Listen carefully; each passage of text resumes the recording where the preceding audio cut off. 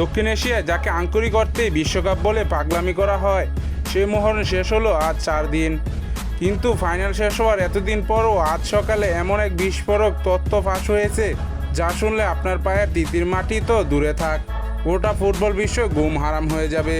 পর্দার আড়ালে আসলে এমন কি ঘটেছিল যা এতদিন চেপে রাখা হয়েছিল? চলুন জেনে নেওয়া যাক।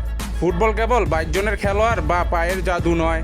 স্পেনের বিপক্ষে সেই বিতর্কিত ফাইনাল ম্যাচের পর থেকেই প্রশ্ন উঠেছে, মাঠে এত দুর্দান্ত খেলেও আর্জেন্টিনা হেরে গেল কিভাবে? জানা গেছে ম্যাচ শুরুর আগে ঠিক স্টেডিয়ামের ড্রেসিং রুমে তৈরি হয়েছিল এক ভয়ঙ্কর ভীতিকর পরিবেশ।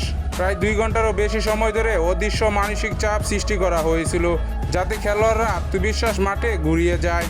অবশেষে এই সমস্ত রহস্যের জাল ভেদ করে মুখ খুলেছেন খোদ দলের কর্তা লিওনেল মেসি।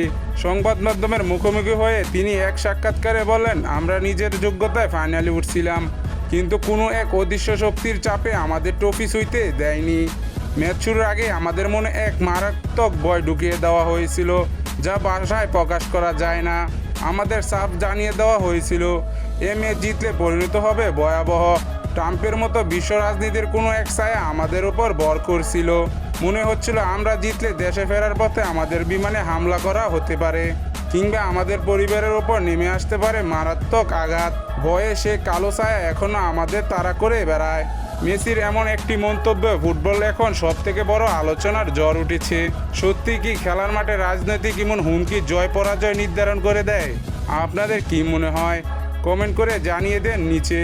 আর এমন সব চাঞ্চল্যকর তথ্য পেতে আমাদের চ্যানেলটি সাবস্ক্রাইব করে আমাদের সাথেই থাকুন। ধন্যবাদ।